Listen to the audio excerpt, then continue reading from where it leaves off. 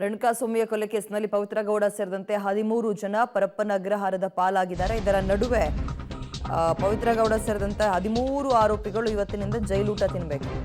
ಮಹಿಳಾ ಬ್ಯಾರೆಕ್ನಲ್ಲಿ ಆರೋಪಿ ಪವಿತ್ರ ಗೌಡ ಇದ್ದಾರೆ.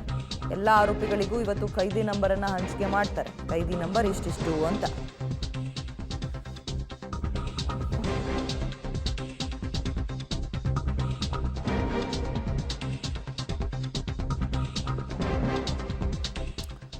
ಒಂದು ದುಡುಕಿನ ನಿರ್ಧಾರ ಇವತ್ತು ಜೈಲು ಸೇರುವಂತೆ ಮಾಡಿದೆ. ಪವಿತ್ರ ಗೌಡ ಸೇರಿದಂತೆ ಇನ್ನು ಹಲವರನ್ನ 13 ಜನ ಜೈಲಿಗೆ ಹೋಗಿದ್ದಾರೆ ನಿನ್ನೆಯೇ.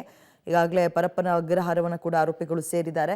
ಮಹಿಳಾ ಬ್ಯಾರೆಕ್ನಲ್ಲಿ ಆರೋಪಿ ಪವಿತ್ರ ಗೌಡ ಇದ್ರೆ ಇನ್ನು ಉಳಿದಂಥವ್ರಿಗೆ ಸಾಮಾನ್ಯ ಗಂಡು ಮಕ್ಕಳಿಗೆ ಆರೋಪಿಗಳಿಗೆ ಎಲ್ಲಿ ಹಾಕ್ತಾರೆ ಅಲ್ಲಿ ಹಾಕಿದ್ದಾರೆ ಜೈಲಿನಲ್ಲಿ. ಇದರ ನಡುವೆ ಇವತ್ತೇನಪ್ಪ ಪ್ರೊಸೀಜರ್ ಅಂತ ಹೇಳಿದ್ರೆ, ಏನು ಕಸ್ಟಡಿಗೆ ತಗೊಂಡಿದ್ದಾರೆ ಅವರಿಗೆ ವಿಚಾರಣೆ ಮುಂದುವರಿಸ್ತಾರೆ. ಜೈಲಿನಲ್ಲಿರುವಂಥವರು ಅಲ್ಲಿ ಊಟ ಮಾಡ್ಕೊಂಡು ಇರಬೇಕಷ್ಟೇ ಆರಾಮಾಗಿ. ಪರಪ್ಪನ ಅಗ್ರಹಾರವನ್ನು ಕೊಲೆ ಆರೋಪಿಗಳ ಟೀಮ್ ಈಗ ಆಲ್ರೆಡಿ ಸೇರಿದೆ.